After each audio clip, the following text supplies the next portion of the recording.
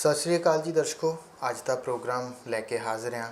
तो अज का प्रोग्राम खास गलबात रहेगा मैंटल हैल्थ के उत्ते, क्योंकि अक्तूबर के महीने दे विच ही मैंटल हैल्थ डे जिहड़ा आ वो मनाया जाता है।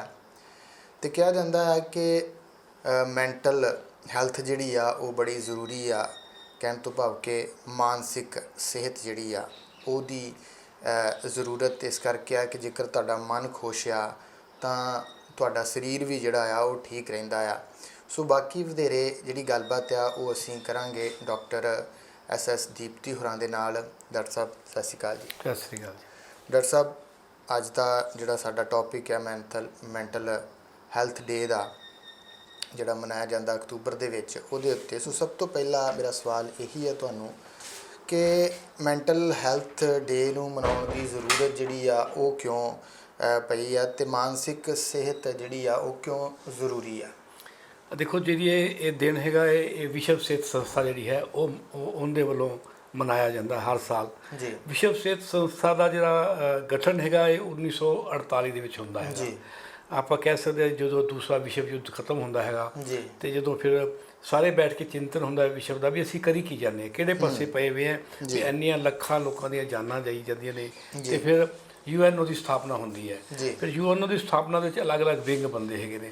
ਉਹਦੇ 'ਚ ਇੱਕ ਸਿਹਤ ਦਾ ਵਿੰਗ ਬੰਦਾ ਹੈਗਾ। ਸਿਹਤ ਬਹੁਤ ਜ਼ਰੂਰੀ ਇੱਕ ਅਹਿਮ ਪੱਖ ਹੈਗਾ।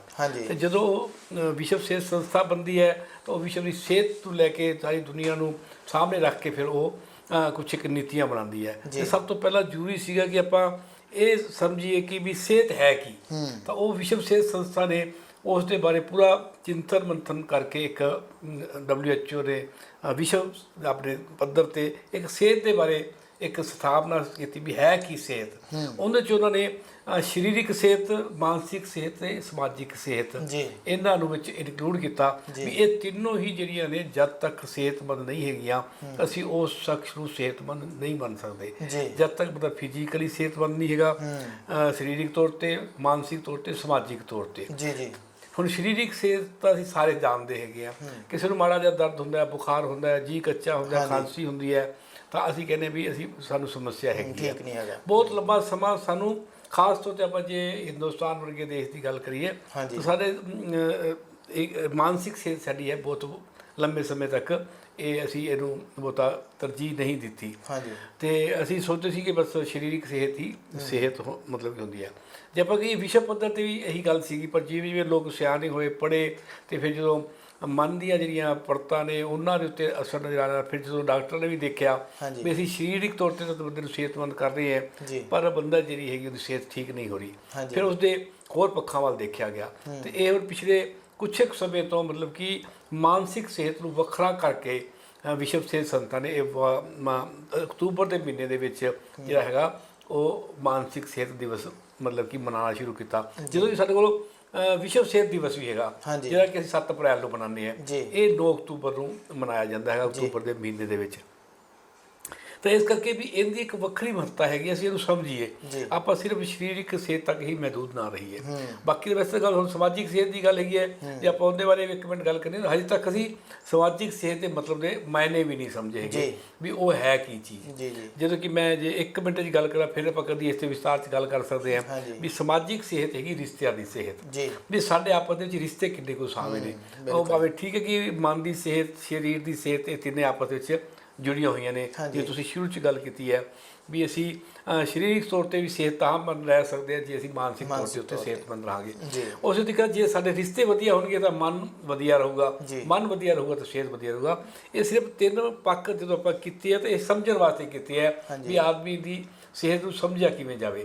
ਤਿੰਨੋਂ ਵੱਖਰੇ ਵੱਖਰੇ ਵੀ ਇਹਦੇ ਪਰ ਤਿੰਨੇ ਆਪਸ ਵਿੱਚ ਜੁੜੇ ਹੋਏ ਵੀ ਹੈਗੇ। ਇਹ ਪੱਖ ਮਤਲਬ ਕਿ ਮਹੱਤਵਪੂਰਨ ਹੈ। ਅਤੇ ਮਾਨਸਿਕ ਸਿਹਤ ਦੀ ਤੁਸੀਂ ਗੱਲ ਕੀਤੀ ਹੈ ਵੀ ਇਹ ਸਾਡੀ ਸਿਹਤ ਨਾਲ ਜੁੜੀ ਹੋਈ ਹੈ, ਸਾਡੇ ਰਿਸ਼ਤਿਆਂ ਨਾਲ ਜੁੜੀ ਹੋਈ ਹੈ। ਅਤੇ ਇਸ ਕਰਕੇ ਇਹ ਮਹੱਤਵਪੂਰਨ ਹੈਗਾ ਵੀ ਅਸੀਂ ਇਸ ਨੂੰ ਵੱਖਰੇ ਤੌਰ 'ਤੇ ਸਮਝੀਏ। ਅਤੇ ਅੱਜ ਜਦੋਂ ਅਸੀਂ ਦੇਖ ਰਹੇ ਹਾਂ ਖਾਸ ਤੌਰ 'ਤੇ ਜਿਹੜੀ ਵਿਸ਼ਵ ਦੀ ਅਤੇ ਉਹ ਸਾਰੀ ਗੱਲ ਜਿਹੜੀ ਹਿੰਦੁਸਤਾਨ ਤੱਕ ਵੀ ਆਉਂਦੀ ਹੈ ਅਤੇ ਭਾਵੇਂ ਸਾਡੇ ਪੰਜਾਬ ਤੱਕ ਵੀ ਆਉਂਦੀ ਹੈਗੀ ਹੈ ਵੀ ਮਾਨਸਿਕ ਸਿਹਤ ਦੇ ਪੱਖੋਂ ਮਤਲਬ ਕਿ ਸਾਡਾ ਜਿਹੜਾ ਹੈਗਾ ਇੰਨਾ ਨਿਘਾਰ ਹੋਇਆ ਹੈਗਾ ਕਿ ਇਹ ਹੁਣ ਸਰੀਰਕ ਸਿਹਤ ਤੋਂ ਵੀ ਵੱਧ ਮਹੱਤਵਪੂਰਨ ਹੋ ਗਈ ਹੈ ਜੀ। ਮਾਨਸਿਕ ਤੌਰ ਤੇ ਤੁਸੀਂ ਠੀਕ ਨਹੀਂ ਹੈਗੇ, ਸਰੀਰਕ ਤੌਰ ਤੇ ਤੁਸੀਂ ਨਾ ਕੰਮ ਕਰ ਸਕਦੇ ਹੋ, ਨਾ ਤੁਸੀਂ ਡਿਊਟੀ ਤੇ ਜਾ ਸਕਦੇ ਹੋ, ਨੌਜਵਾਨ ਪੜ੍ਹ ਨਹੀਂ ਸਕਦਾ, ਵਧੀਆ ਪੜ੍ਹ ਨਹੀਂ ਸਕਦਾ ਤੇ ਵਧੀਆ ਕਾਰਗੁਜ਼ਾਰੀ ਨਹੀਂ ਹੋ ਸਕਦੀ, ਤਾਂ ਉਹ ਫਿਰ ਪਰੇਸ਼ਾਨੀ ਹੁੰਦੀ ਹੈ। ਇਹ ਆਪਸ ਵਿੱਚ ਜੁੜੀਆਂ ਹੋਈਆਂ ਨੇ। ਪਰੇਸ਼ਾਨੀ ਤਣਾਅ ਜਿਹੜਾ ਹੈਗਾ ਆਪਣੇ ਆਪ ਦੇ ਵਿੱਚ ਇੱਕ ਮਾਨਸਿਕ ਸਿਹਤ ਨੂੰ ਖਰਾਬ ਕਰਦਾ ਹੈ। ਫਿਰ ਬੰਦਾ ਉਹਦੇ ਲਈ ਜਿਹੜੇ ਛੋਟੇ ਮੋਟੇ ਜਿਹੜੇ ਹੱਲ ਲੱਭਦਾ ਹੈ, ਜਿਹੜੇ ਫਿਰ ਨਸ਼ਿਆਂ ਵਾਲੇ ਪਾਸੇ ਚਲਾ ਜਾਂਦਾ ਹੈ, ਉਦਾਸ ਰਹਿਣ ਲੱਗ ਪੈਂਦਾ ਹੈਗਾ, ਤੇ ਇੱਥੋਂ ਤੱਕ ਕਿ ਬਹੁਤ ਵੱਡੇ ਪੱਧਰ 'ਤੇ ਜਾ ਕੇ ਫਿਰ ਬੰਦਾ ਖੁਦਕੁਸ਼ੀ ਵਾਲੇ ਪਾਸੇ ਵੀ ਜਾਂਦਾ ਹੈਗਾ। ਤੇ ਇਹ ਸਾਰਾ ਆਪਸ ਵਿੱਚ ਇੰਨਾ ਜੁੜਿਆ ਹੋਇਆ ਹੈ। ਤੇ ਇਸ ਕਰਕੇ ਇਸ ਸਾਲ ਵਿਸ਼ਵ ਸਿਹਤ ਸੰਸਥਾ ਨੇ ਕਿਹਾ ਹੈਗਾ ਕਿ ਸਾਰੀ ਦੁਨੀਆ ਮਾਨਸਿਕ ਸਿਹਤ ਨੂੰ ਪਹਿਲ ਦੇ ਆਧਾਰ ਦੇ ਉੱਤੇ ਤਰਜੀਹ ਦੇਵੇ, ਤੇ ਸਾਰੀ ਦੁਨੀਆ ਨੂੰ ਨੇ ਮਤਲਬ ਕਿ ਗਾਈਡਲਾਈਨ ਦਿੱਤੀਆਂ ਨੇ ਵੀ ਇਸ ਦੇ ਉੱਤੇ ਕੰਮ ਕੀਤਾ ਜਾਵੇ। ਜੀ ਡਾਕਟਰ ਸਾਹਿਬ, ਤੁਸੀਂ ਦੇਸ਼ ਦੀ ਗੱਲ ਕੀਤੀ, ਜੇਕਰ ਆਪਣੇ ਦੇਸ਼ ਦੀ ਗੱਲ ਕਰਨੀ ਹੋਵੇ ਤਾਂ ਸਾਡੇ ਦੇਸ਼ ਦੀ ਮਾਨਸਿਕ ਸਥਿਤੀ ਜਿਹੜੀ ਆ ਉਹ ਇਸ ਵੇਲੇ ਕਿਵੇਂ ਦੀ ਆ ਜਾਂ ਕੀ ਹੈ? ਜਿਵੇਂ ਤੁਹਾਨੂੰ ਆਪਣੇ ਗੱਲਾਂ 'ਚ ਦੱਸਿਆ ਹੈਗਾ ਵੀ ਉਦਾਸੀ ਦੀ ਗੱਲ ਹੈ, ਜਿਹਨੂੰ ਆਪਾਂ ਡਿਪਰੈਸ਼ਨ ਕਹਿੰਦੇ ਹੈਗੇ ਆ। ਦੂਜੇ ਪਾਸੇ ਮਤਲਬ ਕਿ ਨਸ਼ਿਆਂ ਦੀ ਗੱਲ ਹੈ ਜਾਂ ਖੁਦਕੁਸ਼ੀ ਦੀ ਗੱਲ ਹੈ। ਜੇ ਵੱਡੇ ਤਿੰਨ ਪੱਧਰ 'ਤੇ ਆਪਾਂ ਮਾਨਸਿਕ ਸਥਿਤੀ ਸਮਝਣੀ ਹੋਵੇ ਤਾਂ ਕਿਸੇ ਸਮਾਜ ਦੀ ਆਹ ਤਿੰਨ ਪੱਖ ਹੈਗੇ ਨੇ। ਅਸੀਂ ਦੇਖ ਸਕਦੇ ਹਾਂ ਕਿ ਤਕਰੀਬਨ ਜੇ ਆਪਾਂ ਡਿਪਰੈਸ਼ਨ ਦੀ ਗੱਲ ਕਰੀਏ ਜਾਂ ਮਤਲਬ ਕਿ ਡਿਪਰੈਸ਼ਨ ਤੋਂ ਅੱਗੇ ਜੇ ਉਹਦਾ ਅਸੀਂ ਇਲਾਜ ਨਹੀਂ ਕਰਦੇ ਜਾਂ ਸਮੇਂ ਸਿਰ ਉਹ ਫੜਿਆ ਨਹੀਂ ਜਾਂਦਾ ਤਾਂ ਤਕਰੀਬਨ ਉਹ ਫਿਰ ਸੁਸਾਈਡ ਵੱਲ ਚਲਾ ਜਾਂਦਾ ਹੈ। ਤਾਂ ਡਿਪਰੈਸ਼ਨ ਜਿਹੜਾ ਹੈਗਾ ਆਪਾਂ ਇਹ ਕਹਿ ਸਕਦੇ ਹਾਂ ਕਿ 20% ਲੋਕ ਜਿਹੜੇ ਨੇ ਜੀ ਇਸ ਵਕਤ ਹਿੰਦੁਸਤਾਨ ਦੇ ਵਿੱਚ ਜਿਹੜੇ ਨੇ ਉਹ ਡਿਪਰੈਸ਼ਨ ਦਾ ਸ਼ਿਕਾਰ ਨੇ ਜੀ। ਇਹ ਆંકੜੇ ਕਿੱਥੋਂ ਲਏ ਗਏ ਹੈਗੇ ਨੇ? ਇਹ ਆંકੜੇ ਉੱਥੋਂ ਲਏ ਗਏ ਨੇ ਜਿਹੜੇ ਲੋਕ ਇਹਦੇ ਵਾਸਤੇ ਮਨੋਰੋਗ ਵਿਭਾਗ ਦੇ ਵਿੱਚ ਕੁਛ ਨਾ ਕੁਛ ਕੰਸਲਟ ਕਰਨ ਵਾਸਤੇ ਆਉਂਦੇ ਹੈਗੇ ਨੇ। ਜਦੋਂ ਕਿ ਕਿਸੇ ਲੈਵਲ 'ਤੇ ਆਪਾਂ ਕਹਿ ਸਕਦੇ ਹਾਂ ਕਿ ਡਿਪਰੈਸ਼ਨ ਜਿਹੜਾ ਸਾਡੇ ਰੋਜ਼ਮਰਾ ਦੀ ਜ਼ਿੰਦਗੀ 'ਚ ਇੰਨਾ ਜ਼ਿਆਦਾ ਹੈਗਾ ਕਿ ਅਸੀਂ ਉਸ ਨੂੰ ਮਤਲਬ ਕਿ ਹਸਪਤਾਲ ਤੱਕ ਲੈ ਕੇ ਵੀ ਨਹੀਂ ਜਾਂਦੇ।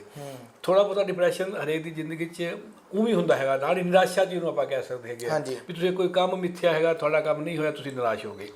ਪਰ ਉਹ ਜਦੋਂ ਨਿਰਾਸ਼ਾ ਪੱਕੀ ਬਣੀ ਰਹਿੰਦੀ ਹੈ ਫਿਰ ਉਹ ਡਿਪਰੈਸ਼ਨ ਦੇ ਵਿੱਚ ਬਣ ਜਾਂਦੀ ਹੈ। ਅਤੇ ਫਿਰ ਅਸੀਂ ਜਦੋਂ ਕਿਸੇ ਵੀ ਕੰਮ ਕਰਨ ਦੇ ਵਿੱਚ ਆਪਣੇ ਆਪ ਨੂੰ ਦਿੱਕਤ ਮਹਿਸੂਸ ਕਰਦੇ ਹਾਂ ਫਿਰ ਉਹ ਰੋਗ ਬਣਦਾ ਹੈਗਾ, ਅਤੇ ਫਿਰ ਉਹ ਤੁਹਾਨੂੰ ਮਨੋਰੋਗ ਵਿਭਾਗ ਵੱਲ ਲੈ ਕੇ ਜਾਂਦਾ ਹੈਗਾ।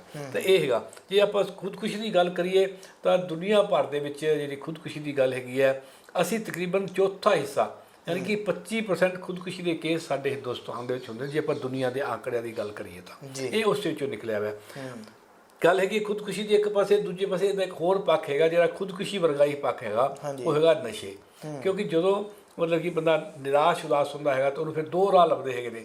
ਕੋਈ ਉਹਨੂੰ ਕਹਿੰਦਾ ਵੀ ਤੂੰ ਨਿਰਾਸ਼ ਉਦਾਸ ਹੋ ਰਿਹਾ, ਆ ਮੈਂ ਤੇਰਾ ਹੱਲ ਕਰਾਂ, ਉਹ ਉਹਨੂੰ ਨਿਰਾਸ਼ਾ ਵੱਲ ਵਿੱਚੋਂ ਕੱਢਣ ਦੇ ਲਈ ਉਹਨੂੰ ਨਸ਼ਿਆਂ ਵਾਲੇ ਪਾਸੇ ਲਾ ਦਿੰਦਾ ਹੈਗਾ। ਦੂਜੇ ਪਾਸੇ ਜਿਹੜਾ ਹੈਗਾ ਜਿਹੜੀ ਇਹ ਪੱਖ ਹੈਗਾ ਉਹ ਬੰਦਾ ਆਪਣੇ ਆਪ ਦੇ ਅੰਦਰੋਂ ਅੰਦਰੀ ਘੁਲਦਾ ਰਹਿੰਦਾ ਹੈਗਾ ਅਤੇ ਉਹ ਉਦਾਸ ਹੈਗਾ, ਨਿਰਾਸ਼ ਹੈਗਾ, ਉਹਦਾ ਕੰਮ ਨਹੀਂ ਹੋ ਰਿਹਾ ਜ਼ਿੰਦਗੀ ਦੇ ਵਿੱਚ। ਤਾਂ ਇਹ ਫਿਰ ਆਪਾਂ ਦੇਖਦੇ ਹੈਗੇ ਕਿ ਉਹ ਖੁਦਕੁਸ਼ੀ ਵਾਲੇ ਪਾਸੇ ਚਲਾ ਜਾਂਦਾ ਹੈ। ਹੁਣ ਤੁਸੀਂ ਆਪਾਂ ਇਹਨੂੰ ਹੋਰ ਤਰੀਕੇ ਨਾਲ ਵੀ ਸਮਝ ਸਕਦੇ ਹਾਂ। ਜੇ ਆਪਾਂ ਨਸ਼ਿਆਂ ਦੀ ਗੱਲ ਕਰੀਏ ਤਾਂ ਆਪਾਂ ਅਕਸਰ ਕਹਿੰਦੇ ਹੈਗੇ ਹਾਂ ਵੀ ਇਹ ਮਰਦਾਂ ਦੇ ਵਿੱਚ ਵੱਧ ਹੁੰਦਾ ਹੈਗਾ, ਔਰਤਾਂ ਦੇ ਵਿੱਚ ਘੱਟ ਹੁੰਦਾ। ਇਹ ਨਹੀਂ ਕਿ ਉੱਧਰ ਵੀ ਹੁਣ ਵੱਧ ਰਿਹਾ ਹੈਗਾ। ਪਰ ਜੇ ਆਪਾਂ ਖੁਦਕੁਸ਼ੀ ਦੀ ਗੱਲ ਕਰੀਏ ਤਾਂ ਉੱਧਰਲੇ ਪਾਸੇ ਆંકੜੇ ਜਿਹੜੇ ਨੇ ਹੈਗੇ ਦੂਜੇ ਪਾਸੇ ਨੇ। ਖੁਦਕੁਸ਼ੀ ਜਿਹੜੀ ਹੈਗੀ ਹੈ ਉਹ ਔਰਤਾਂ ਦੇ ਵਿੱਚ ਅਟੈਂਪਟ ਵੱਧ ਹੁੰਦੀ ਹੈ ਕੀਤੀ, ਉਹਨਾਂ ਵਿੱਚ ਉਹ ਆਦਮੀਆਂ ਵਿੱਚ ਜ਼ਿਆਦਾ ਜਾਂਦੀ ਹੈਗੀ ਹੈ। ਫਿਰ ਵੈਸੇ ਗੱਲ ਕਰੀਏ ਤਾਂ ਵੀ ਇਹ ਜਿਹੜੀ ਹੈਗੀ ਹੈ ਉਦਾਸੀ ਔਰਤਾਂ ਵਿੱਚ ਵੱਧ ਹੈਗੀ ਹੈ, ਖੁਦਕੁਸ਼ੀ ਜਿਹੜੀ ਹੈਗੀ ਹੈ ਮਰਦਾਂ ਦੇ ਵਿੱਚ ਵੱਧ ਹੈਗੀ ਹੈ। ਡਾਕਟਰ ਸਾਹਿਬ ਇਹ ਵੀ ਚੀਜ਼ ਅਸਰ ਪਾਉਂਦੀ ਆ ਕਿ ਜਿਵੇਂ ਕੋਈ ਪੜ੍ਹਿਆ ਲਿਖਿਆ ਨੌਜਵਾਨ ਆ, ਉਹਨੂੰ ਨੌਕਰੀ ਨਹੀਂ ਮਿਲ ਰਹੀ, ਕਈ ਨਿਸ਼ਾਨੇ ਮਿੱਥੇ ਹੁੰਦੇ ਆ, ਜਿਵੇਂ ਤੁਸੀਂ ਪਹਿਲਾਂ ਗੱਲ ਕੀਤੀ ਕੋਈ ਸਾਡਾ ਕੰਮ ਨਹੀਂ ਹੋ ਰਿਹਾ, ਉਹ ਵੀ ਚੀਜ਼ ਜਿਹੜੀ ਹੈ ਇਸ ਪਾਸੇ ਨੂੰ ਲੈ ਜਾਂਦੀ ਜਦੋਂ ਡੀਪਲੀ ਸੋਚੀ ਜਾਂਦਾ ਇੱਕੋ ਗੱਲ ਨੂੰ। ਹਾਂਜੀ ਬਿਲਕੁਲ ਜੀ, ਆਪਾਂ ਤੁਸੀਂ ਬਿਲਕੁਲ ਸਹੀ ਗੱਲ ਕਰੀ ਹੈਗੀ ਹੈ। ਇਹ ਗੱਲ 'ਤੇ ਆਪਾਂ ਆਉਣਾ ਹੀ ਸੀਗਾ ਵੀ ਇਹਦੇ ਕਾਰਨ ਕੀ ਨੇ। ਜੇ ਆਪਾਂ ਨਿੱਜੀ ਪੱਧਰ 'ਤੇ ਗੱਲ ਕਰੀਏ ਤਾਂ ਨਿੱਜੀ ਪੱਧਰ 'ਤੇ ਸਭ ਤੋਂ ਵੱਡਾ ਜਿਹੜਾ ਉਦਾਸੀ ਦਾ ਕਾਰਨ ਹੈਗਾ ਉਹ ਅਨਇੰਪਲੋਇਮੈਂਟ ਹੀ ਹੈਗੀ ਹੈ, ਖਾਸ ਤੌਰ 'ਤੇ ਨੌਜਵਾਨਾਂ ਦੇ ਵਿੱਚ ਜੋ ਆਪਾਂ ਗੱਲ ਕਰਦੇ ਹੈਗੇ ਹੈ। ਕਿਉਂਕਿ ਹੁਣ ਜੇ ਆਪਾਂ ਮਤਲਬ ਕਿ ਉਦਾਸੀ ਦੀ ਗੱਲ ਕਰਾਂਗੇ ਤਾਂ ਨੌਜਵਾਨ ਦੇ ਉੱਪਰ ਨੇ, ਖੁਦਕੁਸ਼ੀ ਦੀ ਗੱਲ ਕਰਾਂਗੇ ਇਹਦੇ 'ਤੇ ਕੋਈ ਕਾਰਨ ਅੱਗੇ ਹੋਰ ਆ ਜਾਂਦਾ ਹੈਗਾ। ਪਰ ਗੱਲ ਹੈਗੀ ਹੈ ਕਿ ਉਹ ਉਦਾਸੀ ਮਤਲਬ ਕਿ ਜਿਹੜੀ ਹੈਗੀ ਹੈ ਆਪਣੇ ਆਪ ਦੇ ਵਿੱਚ ਇਸ ਕਰਕੇ ਹੈਗੀ ਹੈ ਵੀ ਆਰਥਿਕ ਤੌਰ 'ਤੇ ਤੁਸੀਂ ਮਤਲਬ ਕਿ ਉਹ ਆਪਣੇ ਆਪਣੇ ਪੈਰਾਂ 'ਤੇ ਖੜੇ ਨਹੀਂ ਹੋਏ। ਅਸੀਂ ਨੌਜਵਾਨ ਨੂੰ ਕਹਿੰਦੇ ਹਾਂ ਵੀ ਤੂੰ ਇੰਨਾ ਵੱਡਾ ਹੋ ਗਿਆ, ਤੂੰ ਪੈਰਾਂ 'ਤੇ ਖੜਾ ਨਹੀਂ ਹੋਇਆ, ਤੇਰੇ ਮੁੱਛਾਂ ਦਾੜੀਆਂ ਆ ਗਈਆਂ, ਤੇਰੇ ਵਰਗੇ ਕਿਸੇ ਨੂੰ ਨੌਕਰੀ ਮਿਲ ਜਾਂਦੀ ਹੈ, ਫਿਰ ਉਹ ਤਾਨੇ ਮੇਣੇ ਸੁਣਨੇ ਪੈਂਦੇ ਨੇ। ਇਸ ਕਰਕੇ ਉਹ ਡਿਪਰੈਸ਼ਨ ਜਿਹੜਾ ਹੈਗਾ ਉਹ ਮਤਲਬ ਕਿ ਡਾਕਟਰ ਸਾਹਿਬ ਜੀ ਤੁਸੀਂ ਔਰਤਾਂ ਦੀ ਗੱਲ ਕੀਤੀ ਆ, ਔਰਤਾਂ ਦੇ ਵਿੱਚ ਵੀ ਕੋਈ ਜਿਹੜਾ ਨਿਕਲ ਕੇ ਆਇਆ ਸਾਹਮਣੇ ਕਿ ਉਹਨਾਂ ਦੇ ਵਿੱਚ ਕਿਉਂ ਜ਼ਿਆਦਾ, ਜਿਵੇਂ ਖੁਦਕੁਸ਼ੀ ਦੀ ਗੱਲ ਕਰ ਰਹੇ ਹੋ ਜਾਂ ਮਾਨਸਿਕ ਤਣਾਅ, ਉਹਨਾਂ ਦੇ ਵਿੱਚ ਕਿਸ ਚੀਜ਼ ਨੂੰ ਲੈ ਕੇ ਜ਼ਿਆਦਾ ਚੀਜ਼ ਜਿਹੜੀ ਉਹ ਹੋ ਜਾਂਦੀ ਹੈ? ਔਰਤਾਂ ਦੇ ਵਿੱਚ ਸਭ ਤੋਂ ਜਿਹੜਾ ਵੱਡਾ ਕਾਰਨ ਹੈ ਉਹ ਹੈਗੇ ਨੇ ਪਰਿਵਾਰਕ ਸੰਬੰਧ। ਅਸੀਂ ਜੇ ਪਰਿਵਾਰ ਦੇ ਵਿੱਚ ਦੇਖਦੇ ਹਾਂ ਮਤਲਬ ਕਿ ਜਿਹੜੀ ਖੁਦਕੁਸ਼ੀ ਹੈਗੀ ਹੈ, ਦਹੇਜ ਦੀ ਗੱਲ ਵੀ ਚੱਲਦੀ ਹੈਗੀ ਹੈ, ਦਹੇਜ ਨੂੰ ਲੈ ਕੇ ਵੀ ਗੱਲ ਹੁੰਦੀ ਹੈ ਵੀ ਔਰਤ ਜਿਹੜੀ ਹੈਗੀ ਹੈ ਉਹਦੇ ਕੋਲ ਡਬਲ 2 ਜੀਵਨ ਹੁੰਦੇ ਆ, ਇੱਕ ਆਪਣੇ ਬਾਕੀ ਪੇਕਿਆਂ ਦਾ ਕਹਿ ਲਓ, ਇੱਕ ਸਹੁਰਿਆਂ ਦਾ ਹੈਗਾ। ਤੇ ਪੇਕਿਆਂ ਦੇ ਸਹੁਰਿਆਂ ਦਾ ਜਿਹੜਾ ਅਲੱਗ-ਅਲੱਗ ਦਾ ਤਰ੍ਹਾਂ ਦਾ ਜੀਵਨ ਹੈਗਾ, ਸਾਡੇ ਪਰਿਵਾਰਿਕ ਰਿਸ਼ਤਿਆਂ ਵਿੱਚ ਹੈਗਾ। ਆਦਮੀ ਜਿਹੜਾ ਹੈਗਾ ਉਹ ਔਰਤ ਦੇ ਉਸ ਭਾਵਾਂ ਨੂੰ ਸਮਝਦਾ ਨਹੀਂ, ਉਹ ਵੀ ਇੱਕ 25 ਸਾਲ ਵੱਖਰੇ ਇੱਕ ਜ਼ਿੰਦਗੀ ਜੀ ਕੇ ਆਈ ਹੈਗੀ ਹੈ ਤੇ ਅੱਜ ਉਹ ਕਿਸੇ ਹੋਰ ਨਾਲ ਵਿਆਹੀ ਗਈ ਹੈਗੀ ਹੈ। ਤੇ ਉਹਨੂੰ ਆਦਮੀ ਨੂੰ 25 ਸਾਲਾਂ ਦਾ ਕੋਈ ਲੈਣਾ ਦੇਣਾ ਨਹੀਂ ਵੀ ਇਹਨੇ ਮਤਲਬ ਕਿ ਉੱਥੇ ਕਿਵੇਂ ਜ਼ਿੰਦਗੀ ਬਿਤਾਈ ਹੈ, ਉੱਥੇ ਕੀ ਮਾਹੌਲ ਸੀ, ਮਾਪੇ ਦੇ ਨੂੰ ਕਿਵੇਂ ਪਰਵਰਿਸ਼ ਕਰਦੇ ਸੀ, ਇਹ ਕਿਵੇਂ ਪੜ੍ਹੀ ਹੈਗੀ ਹੈ, ਕਿੰਨਾ ਪੜ੍ਹੀ ਹੈਗੀ ਹੈ, ਤਾਂ ਉਹ ਸਾਰੀਆਂ ਗੱਲਾਂ। ਤੇ ਉਹ ਫਿਰ ਇੱਕੇ ਦਮ ਉਹਦੀ ਜ਼ਿੰਦਗੀ ਜਿਹੜੀ ਹੈਗੀ ਹੈ ਉਹ ਨਵੇਂ ਸਿਰੇ ਸ਼ੁਰੂ ਹੁੰਦੀ ਹੈ। ਤੇ ਉਹਨੂੰ ਲੱਗਦਾ ਕਿ ਮੇਰੇ 25 ਸਾਲ ਜ਼ਿੰਦਗੀ ਦੇ ਜਿਵੇਂ ਮਤਲਬ ਕਿ ਅੱਜ ਮਾਈਨਸ ਹੋ ਗਏ ਤੇ ਅੱਜ ਮੈਂ ਪਹਿਲਾ ਦਿਨ ਹੀ ਹੈ ਮੇਰੀ ਜ਼ਿੰਦਗੀ ਦਾ। ਦਰਅਸਲ ਜੇ ਸੋਸ਼ਲ ਰਿਲੇਸ਼ਨਸ਼ਿਪ ਵੀ ਇਹਦੇ ਉੱਤੇ ਅਸਰ ਪਾਉਂਦੀ ਹੈ ਕਿ ਜਿਵੇਂ ਕੋਈ ਲੇਡੀ ਆ, ਉਹਦਾ ਘਰ ਵਾਲੇ ਦੀ ਕਮਾਈ ਘੱਟ ਆ, ਜਾਂ ਕੋਈ ਉਹਦੇ ਮੁਹੱਲੇ 'ਚ ਹੋ ਰਿਹਾ, ਜਾਂ ਉਹਦੇ ਜੋ ਫਰੈਂਡ ਸਰਕਲ ਦੇ ਵਿੱਚ ਕਈ ਵਾਰ ਲੇਡੀਜ਼ ਕਰਦੀਆਂ ਕਿ ਮੈਂ ਆਹ ਚੀਜ਼ ਖਰੀਦੀ ਆ, ਉਹ ਅਗਲੇ ਦੀ ਉਨੀ ਸ਼ਮਤਾ ਨਹੀਂ ਹੈਗੀ, ਇਹ ਵੀ ਚੀਜ਼ਾਂ ਅਸਰ ਪਾਉਂਦੀਆਂ ਇਸ ਨਹੀਂ, ਚੀਜ਼। ਬਿਲਕੁਲ ਗੱਲ ਠੀਕ ਹੈ। ਤੁਹਾਨੂੰ ਮੈਂ ਜਿਹੜੀ ਗੱਲ ਕੀਤੀ ਹੈ ਵੀ ਉਹ ਰਿਲੇਸ਼ਨਸ਼ਿਪ ਹੀ ਹੈਗਾ, ਤੇ ਗੱਲ ਮਤਲਬ ਕਿ ਸਾਡੀ ਇੱਕ ਪਰਵਰਿਸ਼ ਦੇ ਵਿੱਚ ਇਸ ਗੱਲ ਦਾ ਵੀ ਹਿੱਸਾ ਨਹੀਂ ਹੈਗਾ ਵੀ ਅਸੀਂ ਕਿਸ ਤਰੀਕੇ ਨਾਲ ਸਾਡੀ ਪਰਵਰਿਸ਼ ਹੋ ਰਹੀ ਹੈ, ਵੀ ਕਿਵੇਂ ਅਸੀਂ ਆਪਸ ਵਿੱਚ ਮਿਲ ਕੇ ਰਹਿਣਾ ਹੈਗਾ, ਹੈ ਨਾ। ਹੁਣ ਆਪਾਂ ਜਿਵੇਂ ਗੱਲ ਕਰਦੀ ਤਾਂ ਫਿਰ ਗੱਲਾਂ ਬੜੀਆਂ ਨਿੱਕੀਆਂ ਨਿੱਕੀਆਂ ਹੀ ਹੁੰਦੀਆਂ ਕਿ ਅੱਗੇ ਇੱਕ ਜਿਵੇਂ ਰਿਵਾਜ਼ ਸੀਗਾ ਸਾਡੇ ਸੱਭਿਆਚਾਰ ਦਾ ਹਿੱਸਾ ਵੀ ਅੱਜ ਤੂੰ ਕੁੜੀ ਹੈਗੀ ਹੈ ਵੀ ਸਾਡੇ ਘਰੋਂ ਗਈ, ਸਾਡੀ ਡੋਲੀ ਇੱਥੋਂ ਨਿਕਲੀ ਹੈ, ਹੁਣ ਤੇਰੀ ਅਰਥੀ ਉਦੋਂ ਨਿਕਲਣੀ ਚਾਹੀਦੀ ਹੈ। ਤਾਂ ਕਹਿਣ ਦਾ ਮਤਲਬ ਵੀ ਹੁਣ ਤੇਰਾ ਸਾਡੇ ਨਾਲ ਬਹੁਤਾ ਵੱਡਾ ਰਿਸ਼ਤਾ ਨਹੀਂ ਹੈਗਾ, ਮਤਲਬ ਮਾਨਸਿਕ ਤੌਰ ਤੇ ਤੁਰਦਿਆਂ ਹੀ ਦਬਾਅ ਜਿਹੜਾ ਉਹ ਪਾਤਾ। ਹਾਂ ਵੀ ਉਹਨੂੰ ਮਤਲਬ ਪ੍ਰਿਪੇਅਰ ਕਰਤਾ ਵੀ ਹੁਣ ਤੂੰ ਹੁਣ ਉਸ ਘਰ ਦੇ ਵਿੱਚ ਰਹਿ, ਉਹਦੇ 'ਚ ਰਸ ਵਿੱਚ ਉਹਨਾਂ ਦੇ ਨਾਲ ਰਹਿ। ਹੁਣ ਅੱਜ ਦੀ ਗੱਲ ਇਹ ਹੈਗੀ ਹੈ ਕਿ ਕੁੜੀ ਜਾਂਦੀ ਹੈਗੀ ਹੈ ਤੇ ਉਹ ਉੱਥੇ ਪਹੁੰਚਦੀ ਹੈ, ਤੇ ਜਿਵੇਂ ਸਾਡਾ ਮੋਬਾਈਲ ਦਾ ਸਿਸਟਮ ਹੈਗਾ, ਜਿਵੇਂ ਅਸੀਂ ਕਹਿੰਦੇ ਵੀ ਪਹੁੰਚ ਕੇ ਦੱਸੀ ਵੀ ਕਿੱਥੇ ਪਹੁੰਚ ਗਿਆ ਤੇ ਠੀਕ ਠਾਕ ਪਹੁੰਚ ਗਿਆ, ਤਾਂ ਉਹ ਜਾਂਦੇ ਹੀ ਮਾਂ ਨੂੰ ਫੋਨ ਕਰਦੀ ਮੈਂ ਪਹੁੰਚ ਗਈ। ਉਹ ਫਿਰ ਉਹ ਪੁੱਛੂਗੀ ਵੀ ਖਾਣ ਨੂੰ ਮਿਲਿਆ ਕਿ ਨਹੀਂ ਮਿਲਿਆ, ਹੈ ਨਾ। ਫਿਰ ਉਹ ਕਹਿਣ ਦਾ ਮਤਲਬ ਉਹ ਫਿਰ ਨਿੱਕੀ ਨਿੱਕੀ ਗੱਲ, ਅੱਜ ਤੈਨੂੰ ਮਤਲਬ ਕਿ ਕਿਹੜੀ ਦਾਲ ਬਣਾਈ, ਅੱਜ ਤੈਨੂੰ ਦੁੱਧ ਮਿਲਿਆ ਕਿ ਨਹੀਂ ਮਿਲਿਆ, ਮਤਲਬ ਕਿ ਉਹ ਫਿਰ ਉਹ ਕੁੜੀ ਵੀ ਐਡੀ ਸਿਆਣੀ ਨਹੀਂ ਹੁੰਦੀ, ਮਤਲਬ ਕਿ ਮੈਚਿਓਰ ਨਹੀਂ ਹੁੰਦੀ, ਉਹਨੂੰ ਦੱਸਿਆ ਨਹੀਂ ਹੁੰਦਾ। ਇਹ ਚੀਜ਼ ਜਿਹੜੀ ਦੋਨੋਂ ਪਾਸੇ ਅਸਰ ਪਾਉਂਦੀ ਹੈ। ਜੇਕਰ ਲੜਕੀ ਆਪਣੀ ਮਾਂ ਨੂੰ ਦੱਸਦੀ ਆ ਤਾਂ ਉਹ ਵੀ ਟੈਨਸ਼ਨ 'ਚ ਆਊਗੀ, ਉਹ ਵੀ ਮਾਨਸਿਕ ਤੌਰ ਦੇ ਉੱਤੇ ਪਰੇਸ਼ਾਨ ਹੋਏਗੀ। ਲੜਕੀ ਜਿਹੜੀ ਜੇਕਰ ਉਹ ਘਰ ਦੇ ਵਿੱਚ ਸੁਖੀ ਨਹੀਂ ਤਾਂ ਉਹ ਤਾਂ ਪਰੇਸ਼ਾਨ ਹੈਗੀ ਆ। ਹਾਂ, ਉਹ ਤਾਂ ਇਹ ਸਾਰੇ ਮਤਲਬ ਕਿ ਆਪਾਂ ਜੇ ਕਰੀਏ ਤਾਂ ਸਭ ਤੋਂ ਵੱਡਾ ਕਾਰਨ ਅਨਇੰਪਲੋਇਮੈਂਟ ਇੱਕ ਵੱਖਰਾ ਕਾਰਨ ਹੈਗਾ, ਪਰ ਦੂਜੇ ਨੰਬਰ 'ਤੇ ਵੱਡਾ ਕਾਰਨ ਜਿਹੜਾ ਹੈਗਾ ਉਹ ਹੀ ਸਮਾਜਿਕ ਰਿਸ਼ਤਿਆਂ ਦਾ ਹੀ ਹੈਗਾ, ਜਿਸ ਦੇ ਕਰਕੇ ਮਤਲਬ ਕਿ ਪਰ ਜੇ ਆਪਾਂ ਦੇਸ਼ ਪੱਧਰ 'ਤੇ ਗੱਲ ਕਰੀਏ, ਦੇਸ਼ ਪੱਧਰ 'ਤੇ ਅੱਗੇ ਅਸੀਂ ਇੱਕ ਹਿਊਮਨ ਡਿਵੈਲਪਮੈਂਟ ਇੰਡੈਕਸ ਦੇ ਨਾਲ ਦੇਸ਼ ਨੂੰ ਮੈਜ਼ਰ ਕਰਦੇ ਹੁੰਦੇ ਸੀਗੇ ਵੀ ਇਸ ਦੇਸ਼ ਦੇ ਵਿੱਚ ਮਨੁੱਖੀ ਵਿਕਾਸ ਮਤਲਬ ਕਿ ਕਿੰਨਾ ਹੋਇਆ ਹੈਗਾ। ਉਹਦੇ 'ਚ ਅਸੀਂ ਦੇਖਦੇ ਸੀ ਇੱਕ ਵੀ ਪਰ ਕੈਪੀਟਾ ਇਨਕਮ ਕਿੰਨੀ ਹੈ, ਬੱਚੇ ਪੜ੍ਹੇ ਹੋਏ ਕਿੰਨੇ ਹੈਗੇ ਨੇ, ਸਿਹਤ ਦੀ ਕੀ ਸਥਿਤੀ ਹੈਗੀ ਹੈ, ਇਹ ਤਿੰਨਾਂ ਨੂੰ ਮਿਲਾ ਕੇ ਮਤਲਬ ਕਿ ਦੇਸ਼ ਨੂੰ ਅਸੀਂ ਮੈਜ਼ਰ ਕਰਦੇ ਸੀਗੇ। ਪਰ ਦੇਖਿਆ ਕਿ ਹਿਊਮਨ ਡਿਵੈਲਪਮੈਂਟ ਇੰਡੈਕਸ ਯਾਨੀ ਕਿ ਮਨੁੱਖੀ ਵਿਕਾਸ ਦਾ ਜਿਹੜਾ ਆંકੜਾ ਹੈਗਾ ਉਹ ਉਹਦੇ ਸੂਚਕ ਹੈਗਾ, ਉਹਦੇ 'ਤੇ ਵੀ ਸਾਨੂੰ ਪਤਾ ਨਹੀਂ ਲੱਗ ਰਿਹਾ ਵੀ। ਪਰ ਫਿਰ ਦੂਜਾ ਹੁਣ ਦੇਖਿਆ ਗਿਆ ਕਿ ਹੈਪੀਨੈਸ ਇੰਡੈਕਸ, ਜਿਹਦੇ ਆਪਾਂ ਹੁਣ ਉਦਾਸੀ ਦੀ ਗੱਲ ਕਰਦੇ ਪਏ ਸੀ, ਹੈਪੀਨੈਸ ਇੰਡੈਕਸ ਹੁਣ ਕੱਢਿਆ ਜਾਂਦਾ ਹੈਗਾ, ਤੇ ਫਿਰ ਉਸ ਤੋਂ ਅੰਦਾਜ਼ਾ ਲਾਇਆ ਜਾਂਦਾ ਵੀ ਕਿਹੜਾ ਦੇਸ਼ ਵੱਧ ਖੁਸ਼ ਹੈਗਾ। ਵੀ ਪੈਸੇ ਹੋਣੇ ਆਪਣੇ ਆਪ, ਆਪਾਂ ਕਹਿੰਦੇ ਕਿ ਪੈਸੇ ਹੋਣੇ ਆਪਣੇ ਆਪ ਵਿੱਚ ਬਹੁਤ ਵਧੀਆ ਕੋਈ ਖੁਸ਼ੀ ਦਾ ਹੈ ਨਾ, ਸਾਨੂੰ ਸੋਮਾ ਨਹੀਂ ਹੈਗਾ। ਮੈਂ ਅਕਸਰ ਕਿਹਾ ਕਰਦਾ ਵੀ ਅਸੀਂ ਇੱਕ ਪਾਸੇ ਮਤਲਬ ਕਿ ਕਹਿੰਦੇ ਹੈਗੇ ਆ ਕਿ ਅਸੀਂ ਬਹੁਤ ਵਿਕਾਸ ਕਰ ਲਿਆ, ਅਸੀਂ ਚੰਦਰਮਾ 'ਤੇ ਪਹੁੰਚਣ ਤੱਕ ਦੇ ਮਤਲਬ ਕਿ ਸੁਪਨੇ ਲੈ ਰਹੇ ਆ, ਪਹੁੰਚ ਗਏ ਹੈਗੇ ਵੀ ਉੱਥੇ ਬਸਤੀ ਬਣਾਵਾਂਗੇ, ਉੱਥੇ ਲੋਕੀ ਜ਼ਮੀਨ ਵੇਚਣੀ ਸ਼ੁਰੂ ਕਰਤੀ, ਚਾਹੇ ਜਿਸ ਤਰੀਕੇ ਦੇ ਵੀ ਮਤਲਬ ਕਿ ਜਿਹੜਾ ਵੀ ਉੱਥੇ ਪਹੁੰਚਿਆ ਹੈਗਾ। ਦੂਜੇ ਪਾਸੇ ਜੇ ਅੱਜ ਕਰੀਏ ਕਿ ਦੁਨੀਆ ਦੇ ਵਿੱਚ ਆਪਾਂ ਜੇ ਦੇਖੀਏ ਉਦਾਸੀ ਰੋਗ ਨੰਬਰ 1 'ਤੇ ਹੈਗਾ। ਕਿਸੇ ਵਕਤ ਛੂਤ ਦੀਆਂ ਬਿਮਾਰੀਆਂ ਹੁੰਦੀਆਂ ਸੀ ਦੁਨੀਆ ਭਰ ਦੇ ਵਿੱਚ, ਜਿਨ੍ਹਾਂ ਨੇ ਪਲੇਗ ਵਰਗੀਆਂ ਬਿਮਾਰੀਆਂ ਨੇ ਜਾਨਾਂ ਲਈਆਂ। ਫਿਰ ਦੂਜੇ ਪੜਾਅ ਦੇ ਵਿੱਚ ਦਿਲ ਦੀਆਂ ਬਿਮਾਰੀਆਂ ਨੇ ਮਤਲਬ ਕਿ ਲੈ ਲਿਆ ਵੀ ਉਹ ਟੌਪ 'ਤੇ ਆ ਗਈਆਂ, ਉਹਨਾਂ ਨੇ ਮਤਲਬ ਕਿ ਕਾਫੀ ਦੁਨੀਆ ਦਾ ਧਿਆਨ ਆਪਣੇ ਵੱਲ ਖਿੱਚਿਆ। ਫਿਰ ਸਟੰਟ ਦੀ ਜਿਹੜੀ ਹੈਗੀ ਹੈ ਉਹ ਬਣਨੇ ਸ਼ੁਰੂ ਹੋਏ, ਪੈਣੇ ਸ਼ੁਰੂ ਹੋਏ। ਤੇ ਅੱਜ ਦੀ ਤਰੀਕ ਦੇ ਵਿੱਚ ਜੇ ਆਪਾਂ ਕਹੀਏ ਦੁਨੀਆ 'ਚ ਸਭ ਤੋਂ ਨੰਬਰ 1 'ਤੇ ਕਿਹੜੀ ਬਿਮਾਰੀ ਹੈਗੀ ਹੈ ਤਾਂ ਉਹ ਹੈਗੀ ਉਦਾਸੀ ਰੋਗ। ਹੁਣ ਤੁਸੀਂ ਲਗਾਓ, ਇੱਕ ਪਾਸੇ ਸਾਰੀ ਦੁਨੀਆ ਉਦਾਸ ਹੈ ਤੇ ਦੂਜੇ ਪਾਸੇ ਅਸੀਂ ਚੰਦਰਮਾ 'ਤੇ ਪਹੁੰਚਣ ਦੀਆਂ, ਉੱਥੇ ਬਸਤੀ ਵਸਾਉਣ ਦੀਆਂ ਗੱਲਾਂ ਕਰ ਰਹੇ ਹਾਂ। ਇਹ ਫਿਰ ਕਿਹੋ ਜਿਹਾ ਵਿਕਾਸ ਹੈਗਾ? ਇਹਦਾ ਮਤਲਬ ਸਾਡਾ ਵਿਕਾਸ ਦਾ ਕਿਤੇ ਨਾ ਕਿਤੇ ਦੁਨੀਆ ਭਰ ਦਾ ਜਿਹੜਾ ਮਾਡਲ ਹੈਗਾ ਉਹ ਕੋਈ ਬਹੁਤਾ ਵਧੀਆ ਨਹੀਂ ਹੈਗਾ। ਵੀ ਅਸੀਂ ਸਮਝਿਆ ਹੀ ਨਹੀਂ ਵੀ ਇਹ ਮਨੁੱਖ ਦੀ ਜ਼ਿੰਦਗੀ 'ਚ ਅਸੀਂ ਅਲਟੀਮੇਟਲੀ ਹੈ ਕੀ, ਉਹ ਜਿਹੜਾ ਕਿ ਹੈਪੀਨੈਸ ਹੈਗੀ ਹੈ।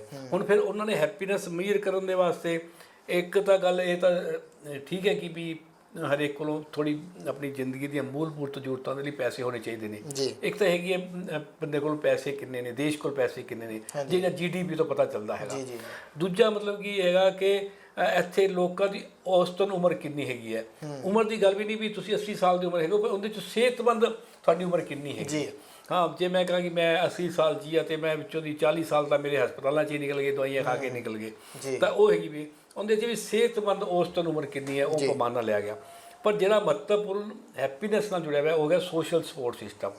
ਵੀ ਸੋਸ਼ਲ ਸਪੋਰਟ ਮੇਰਾ ਜਿਹੜਾ ਇੱਕ ਬੰਦਾ ਦੇਸ਼ ਦੇ ਵਿੱਚ ਪੈਦਾ ਹੋ ਗਿਆ ਹੈਗਾ, ਉਸ ਨੂੰ ਆਪਣੀ ਤਾਂ ਉਮਰ ਜ਼ਿੰਦਗੀ ਦੇ ਵਾਸਤੇ, ਹੁਣ ਜਿਵੇਂ ਆਪਾਂ ਬੁਢਾਪੇ ਦੀ ਗੱਲ ਕਰਦੇ ਹਾਂ, ਜੀ ਹੁਣ ਬੁਢਾਪੇ ਨੂੰ ਅਸੀਂ ਬੱਚੇ ਨੇ ਸੰਭਾਲ ਨਹੀਂ ਸਕਦੇ, ਉਹਨਾਂ ਦੀ ਆਪਣੀ ਮਜਬੂਰੀ ਵੀ ਹੋ ਸਕਦੀ ਹੈ, ਰਿਸ਼ਤੇ ਦੀ ਵੀ ਗੱਲ ਵੀ ਹੋ ਸਕਦੀ ਹੈ, ਕੋਈ ਮਾਂ ਪਿਓ ਦਾ ਵਿਵਹਾਰ ਵੀ ਹੋ ਸਕਦਾ ਹੈ, ਬੱਚਿਆਂ ਦਾ ਵਿਵਹਾਰ ਵੀ ਹੋ ਸਕਦਾ ਹੈ। ਪਰ ਅਦਰਵਾਈਜ਼ ਵੱਡਾ ਕਾਰਨ ਜਿਹੜਾ ਹੈਗਾ ਉਹ ਹੈਗਾ ਕਿ ਜਦੋਂ ਉਹਨਾਂ ਨੂੰ ਦਵਾਈ ਦੀ ਲੋੜ ਪੈਂਦੀ ਹੈ, ਹੋਰ ਸਹਾਰੇ ਦੀ ਲੋੜ ਪੈਂਦੀ ਹੈ, ਕਮਾ ਨਹੀਂ ਸਕਦੇ, ਤਾਂ ਉਹ ਪੂਰੇ ਦੇ ਪੂਰੇ ਡਿਪੈਂਡੈਂਟ ਹੋ ਜਾਂਦੇ ਨੇ ਕਿਸੇ ਦੇ ਉੱਤੇ। ਉਹ ਮਤਲਬ ਕਿ ਉਹਨਾਂ ਨੂੰ ਭਾਰੂ ਬੰਦੇ ਹੈਗੇ ਨੇ, ਤਾਂ ਜਦੋਂ ਭਾਰ ਪੈਂਦਾ ਹੈਗਾ ਤਾਂ ਇਹ ਭਾਰ ਜਿਹੜਾ ਹੈ ਦੇਸ਼ ਨੂੰ ਸੰਭਾਲਣਾ ਚਾਹੀਦਾ ਹੈਗਾ। ਇੱਕ ਬੰਦੇ ਨੇ ਚਾਹੇ ਉਹਨੇ ਰੇਹੜੀ ਲਾ ਕੇ ਸਾਰੀ ਜ਼ਿੰਦਗੀ ਕੱਟੀ ਹੈ, ਪਰ ਉਸ ਨੇ ਦੇਸ਼ ਦੇ ਵਿਕਾਸ ਵਿੱਚ ਜਿੰਨਾ ਵੀ ਹਿੱਸਾ ਪਾਇਆ ਹੈਗਾ, ਤਾਂ ਫਿਰ ਦੇਸ਼ ਦੀ ਜ਼ਿੰਮੇਵਾਰੀ ਬਣਦੀ ਹੈ ਕਿ ਉਸ ਦਾ ਬੁਢਾਪਾ ਸੰਭਾਲੇ, ਪਰਿਵਾਰ ਸੰਭਾਲੇ। ਵਧੀਆ ਗੱਲ ਹੈ, ਜੇ ਪਰਿਵਾਰ ਨਹੀਂ ਸੰਭਾਲ ਸਕਦਾ ਸਮਾਜ ਸੰਭਾਲੇ, ਸਮਾਜ ਨਹੀਂ ਸੰਭਾਲ ਸਕਦਾ ਤਾਂ ਦੇਸ਼ ਦੀ ਜ਼ਿੰਮੇਵਾਰੀ ਬਣਦੀ ਹੈ। ਤਾਂ ਆਪਾਂ ਦੇਖ ਸਕਦੇ ਜਿਹੜੇ ਦੁਨੀਆ ਭਰ ਦੇ ਹੋਰ ਵਧੀਆ ਦੇਸ਼ ਨੇ ਜਿੱਥੇ ਹੈਪੀਨੈਸ ਇੰਡੈਕਸ ਵੱਧ ਹੈਗਾ, ਤਾਂ ਉੱਥੇ ਸਾਰੀ ਉਮਰ ਤੱਕ ਉਹਨਾਂ ਦੀ ਜ਼ਿੰਮੇਵਾਰੀ ਹੈਗੀ ਹੈ ਵੀ ਇਹ ਅੱਜ ਇੱਥੇ ਦੇਸ਼ ਵਿੱਚ ਪੈਦਾ ਹੋ ਗਿਆ ਤਾਂ ਇਸ ਨੂੰ ਅਸੀਂ ਇਹਦੇ ਮਰਨ ਤੱਕ ਸੰਭਾਲਾਂਗੇ। ਮਤਲਬ ਕਿ ਉਹ ਹੈਗਾ ਦੂਜੀ ਹੈਗਾ ਇੱਕ ਬੜਾ ਇੰਪੋਰਟੈਂਟ ਆਸਪੈਕਟ ਹੈਗਾ ਜਿਹੜਾ ਕਿ ਮਾਨਸਿਕਤਾ ਨਾਲ ਜੁੜਿਆ ਹੋਇਆ, ਉਹ ਹੈਗੀ ਜਨਰੋਸਿਟੀ। ਜਨਰੋਸਿਟੀ ਹੁੰਦੀ ਹੈ ਵੀ ਦਰਿਆ ਦਿਲੀ, ਵੀ ਸਾਡੀ ਆਪਸ ਦੇ ਵਿੱਚ ਇੱਕ ਦੂਜਿਆਂ ਦੇ ਪ੍ਰਤੀ ਕਿੰਨੇ ਕੁ ਅਸੀਂ ਦਰਿਆ ਦਿਲ ਹੈਗੇ ਆ, ਕਿੰਨੇ ਖੁੱਲ੍ਹ ਦਿਲੇ ਹੈਗੇ ਆ। ਹੁਣ ਜੇ ਆਪਣੇ ਦੇਸ਼ ਦੀ ਆਪਾਂ ਗੱਲ ਕਰੀਏ, ਆਪਾਂ ਦੇਖਦੇ ਹਾਂ ਵੀ ਕਿਸ ਤਰੀਕੇ ਨਾਲ ਸਾਡੇ ਜਾਤ ਨੂੰ ਲੈ ਕੇ, ਧਰਮ ਨੂੰ ਲੈ ਕੇ ਤੇ ਕਿੰਨੇ ਵੱਡੇ ਮਤਲਬ ਕਿ ਦੰਗੇ ਹੁੰਦੇ ਨੇ। ਆਪਣੇ ਪਿੰਡਾਂ ਦੇ ਵਿੱਚ ਹੀ ਦੇਖ ਲਓ ਵੀ ਆਪਣੇ ਪਿੰਡ ਦੇ ਵਿੱਚ ਹੈਗੇ ਨੇ, ਆਪਾਂ ਕਹਿੰਦੇ ਕਿ ਪਿੰਡ ਇੱਕ ਪਰਿਵਾਰ ਹੁੰਦਾ ਹੈ, ਪਰ ਇੱਕ ਪਿੰਡ ਦੇ ਵਿੱਚ ਪਰਿਵਾਰ ਹੁੰਦਿਆਂ ਵੀ ਨਾ ਜਦੋਂ ਦੂਜਾ ਦ੍ਰਿਸ਼ ਸਾਹਮਣੇ ਆਉਂਦਾ ਹੈ ਵੀ ਪਿੰਡ ਦੇ ਵਿੱਚ ਸ਼ਮਸ਼ਾਨ ਘਾਟ ਵੀ ਵੱਖਰੇ ਨੇ ਤੇ ਗੁਰਦੁਆਰੇ ਵੀ ਵੱਖਰੇ ਨੇ, ਹੈ ਨਾ। ਤੁਸੀਂ ਮਤਲਬ ਕਿ ਉਹ ਇੱਕ ਜਿਹੜਾ ਮਾਨਸਿਕ ਤੌਰ 'ਤੇ ਤੁਹਾਡਾ ਚੱਲ ਰਿਹਾ ਹੁੰਦਾ ਉੱਥੇ ਆਪਸੀ ਰਿਸ਼ਤਿਆਂ ਦਾ ਮਤਲਬ ਕਿ, ਹੈ ਨਾ, ਤਾਂ ਉਹ ਵੀ ਆਪਣੇ ਆਪ ਦੇ ਯਾਨੀ ਕਿ ਅਸੀਂ ਇੰਨੇ ਖੁੱਲ੍ਹ ਦਿਲੇ ਨਹੀਂ ਹੈਗੇ ਵੀ ਕਿਸੇ ਨੂੰ ਵੀ ਗਲਵੱਕੜੀ ਵਿੱਚ ਲੈ ਲਈਏ। ਜੇ ਆਪਾਂ ਕਹੀਏ ਤਾਂ ਪੰਜਾਬੀ ਵਿੱਚ ਜਨਰੋਸਿਟੀ ਦਾ ਮਤਲਬ ਹੈਗਾ ਵੀ ਗਲਵੱਕੜੀ ਦੇ ਵਿੱਚ ਲੈਣਾ। ਅੱਜ ਡਾਕਟਰ ਸਾਹਿਬ ਮੇਰੇ ਤੁਹਾਡੀ ਗੱਲ ਤੋਂ ਮੇਰੇ ਇੱਕ ਜ਼ਿਹਨ ਦੇ ਵਿੱਚ ਗੱਲ ਆ ਰਹੀ ਹੈ ਕਿ ਅੱਜ ਕੱਲ੍ਹ ਸਾਡੀ ਜਰਨ ਸ਼ਕਤੀ ਜਿਹੜੀ ਉਹ ਵੀ ਬੜੀ ਘੱਟ ਰਹੀ ਆ, ਉਹ ਵੀ ਕਿਤੇ ਨਾ ਕਿਤੇ ਮਾਨਸਿਕ ਰੋਗ ਦਾ ਕਾਰਨ ਬਣ ਰਹੀ ਆ ਕਿ ਕਿਸੇ ਦਾ ਬੱਚਾ ਕਿਤੇ ਚੰਗੀ ਨੌਕਰੀ 'ਤੇ ਲੱਗ ਗਿਆ ਜਾਂ ਕਿਤੇ ਬਾਹਰ ਚਲਾ ਗਿਆ ਜਾਂ ਕਿਤੇ ਹੋਰ ਸੈਟਲ ਹੋ ਗਿਆ, ਤਾਂ ਇਸ ਚੀਜ਼ ਦਾ ਵੀ ਜਿਹੜਾ ਹੈਗਾ ਆ ਕਿ ਉਹ ਪ੍ਰਭਾਵ ਜਿਹੜਾ ਆ ਉਹ ਬੜਾ ਪੈਂਦਾ ਹੈ ਕਿ ਸਾਡੇ ਬੱਚੇ ਤਾਂ ਜਾਂ ਗਏ ਨਹੀਂ ਗੇ ਜਾਂ ਗਏ ਵੀ ਆ ਤਾਂ ਇਹ ਸਾਡੇ ਬਰਾਬਰ ਖੜਾ ਹੋ ਗਿਆ ਵਾ, ਜਾਂ ਇਸ ਤਰੀਕੇ ਦੀਆਂ ਗੱਲਾਂ ਵੀ ਜਿਹੜੀਆਂ ਉਹ ਵੀ ਅਸਰ ਪਾਉਂਦੀਆਂ। ਨਹੀਂ, ਦੇਖੋ ਪਿੱਛੇ ਵੀ ਆਪਾਂ ਮਤਲਬ ਜਦੋਂ ਆਪਾਂ ਗੱਲ ਕੀਤੀ ਸੀ ਸਮਾਜਿਕ ਸਿਹਤ ਦੀ, ਸਮਾਜਿਕ ਸਿਹਤ ਦਾ ਮਤਲਬ ਇਹ ਰਿਸ਼ਤਿਆਂ ਦੀ ਗੱਲ ਹੈਗੀ ਹੈ, ਤਾਂ ਰਿਸ਼ਤਿਆਂ ਦਾ ਤਾਂ ਬੜਾ ਪੱਧਰ ਬੜਾ ਮਤਲਬ ਕਿ ਜਿਹੜਾ ਫੈਲਿਆ ਹੋਇਆ ਹੈ, ਹੈ ਨਾ। ਉਹੀ ਗੱਲ ਹੈਗੀ ਹੈ ਵੀ ਜਨਮ ਤੋਂ ਲੈ ਕੇ ਤੇ ਮਤਲਬ ਕਿ ਨੌਜਵਾਨ ਹੁੰਦੇ ਤੱਕ, ਨੌਜਵਾਨ ਹੋਣ ਤੋਂ ਬਾਅਦ ਉਸ ਦੇ ਬੁਢਾਪੇ ਤੱਕ, ਮੱਧ ਵਰਗ ਹੈ, ਮਿਡਲ ਏਜ ਹੈਗੀ ਹੈ, ਫਿਰ ਬੁਢਾਪਾ ਹੈਗਾ, ਹੈ ਨਾ। ਤਾਂ ਇਸ ਤਰੀਕੇ ਨਾਲ ਪ੍ਰਵਾਸ ਆਪਣੇ ਆਪ ਦੇ ਵਿੱਚ ਉਹੀ ਗੱਲ ਹੈ ਵੀ ਇੱਕ ਸੋਸ਼ਲ ਸਪੋਰਟ ਸਿਸਟਮ ਮੈਂ ਗੱਲ ਕਰਾਂ ਵੀ ਜੇ ਇੱਕ ਤਾਂ ਦੇਸ਼ ਨੇ ਦੇਣਾ ਹੈਗਾ ਵੀ ਉਹਨਾਂ ਨੇ ਸੰਭਾਲਣਾ ਹੈਗਾ, ਦੂਜਾ ਮਤਲਬ ਕਿ ਪਰਿਵਾਰ ਦੀ ਆਪਾਂ ਜੇ ਗੱਲ ਕਰੀਏ ਵੀ ਹੁਣ ਮਾਂ ਪਿਓ ਐਕਸਪੈਕਟ ਕਰਦੇ ਆ ਕਿ ਵੀ ਮੈਂ ਇਹਨੂੰ ਪਾਲਿਆ ਵੱਡਾ ਕੀਤਾ, ਕਮਾਨ ਜੋਗਾ ਕੀਤਾ ਹੈਗਾ ਤੇ ਇਹ ਹੁਣ ਮੇਰਾ ਬੁਢਾਪਾ ਸੰਭਾਲੂਗਾ। ਤੇ ਹੁਣ ਉਹ ਜਿਹੜਾ ਬੱਚਾ ਆਪਾਂ ਅਨਇੰਪਲੋਇਮੈਂਟ ਦੀ ਗੱਲ ਕਰੀਏ, ਜੇ ਉਹ ਬੱਚਾ ਅਨਇੰਪਲੋਇਡ ਹੈਗਾ ਉਹ ਆਪ ਹੀ ਪਰੇਸ਼ਾਨ ਹੈਗਾ ਤੇ ਉਹ ਕਿਸ ਤਰੀਕੇ ਦੇ ਨਾਲ ਮਤਲਬ ਕਿ ਉਹਨੂੰ ਆਪਣੇ ਮਾਪਿਆਂ ਨੂੰ ਸੰਭਾਲੂਗਾ। ਫਿਰ ਅਨਇੰਪਲੋਇਮੈਂਟ ਹੈਗੀ ਹੈ ਤੇ ਦੂਜੇ ਪਾਸੇ ਜੇ ਉਹਨੂੰ ਨੌਕਰੀ ਮਿਲ ਵੀ ਰਹੀ ਹੈ ਤਾਂ ਆਪਾਂ ਦੂਜਾ ਵੀ ਦ੍ਰਿਸ਼ ਦੇਖ ਰਹੇ ਹਾਂ ਕਿ 5000 6000 8000 10000 ਰੁਪਏ ਦੇ ਵਿੱਚ ਨੌਕਰੀ ਮਿਲ ਰਹੀ ਹੈਗੀ, ਅੰਡਰ ਇੰਪਲੋਇਡ ਹੈਗੇ ਬੰਦੇ ਜੀ, ਬਿਲਕੁਲ, ਹੈ ਨਾ। ਤਾਂ ਜਿੰਨਾ ਮਤਲਬ ਕਿ ਉਹਨਾਂ ਨੂੰ ਚਾਹੀਦਾ ਹੈਗਾ ਇੱਕ ਵਧੀਆ ਜੀਵਨ ਜੀਣ ਵਾਸਤੇ, ਉਹ ਆਪਣਾ ਪਰਿਵਾਰ ਹੀ ਨਹੀਂ ਚਲਾ ਸਕਦੇ। ਪਰਿਵਾਰ ਦੇ ਵਿੱਚ ਨੈਚੁਰਲੀ ਉਹਦੇ ਆਪਣੇ ਬੱਚੇ ਵੀ ਨੇ ਤੇ ਬੁੱਢੇ ਮਾਂ ਪਿਓ ਵੀ ਹੈਗੇ ਨੇ। ਪਰ ਜੇ ਆਪਾਂ ਕਹੀਏ ਵੀ ਕੋਈ ਦਵਾਈ ਲੈ ਕੇ ਆਉਣੀ ਹੈ, ਬੱਚਾ ਬਿਮਾਰ ਹੈ, ਇੱਕ ਪਾਸੇ ਬੁੱਢਾ ਬਿਮਾਰ ਹੈਗਾ, ਪਿਓ ਬਿਮਾਰ ਹੈ, ਮਾਂ ਬਿਮਾਰ ਹੈ, ਤਾਂ ਆਪੇ ਸੋਚੀਏ ਵੀ ਉਹਦੇ ਕੋਲ ਪੈਸੇ ਥੋੜ੍ਹੇ ਜਿਹੇ ਹੈਗੇ ਨੇ, ਲਿਮਟਿਡ ਪੈਸਾ ਹੈਗਾ, ਤਾਂ ਉਹ ਮਤਲਬ ਕਿ ਚਿੰਤਾ ਦੇ 'ਚ ਹੁੰਦਾ ਕਿ ਮੈਂ ਹੁਣ ਆਪਣੇ ਮਾਂ ਪਿਓ ਦੀ ਸੇਵਾ ਕਰਾਂ, ਇਹਨਾਂ ਨੂੰ ਦਿਖਾ ਕੇ ਆਵਾਂ ਹਸਪਤਾਲ ਦੇ ਵਿੱਚ ਕਿ ਬੱਚੇ ਨੂੰ ਦਿਖਾ ਕੇ ਆਵਾਂ, ਤਾਂ ਉਹ ਇੱਕ ਦਵੰਦ ਹੈਗਾ, ਉਹ ਇੱਕ ਮਾਨਸਿਕ ਤਣਾਅ ਹੈਗਾ।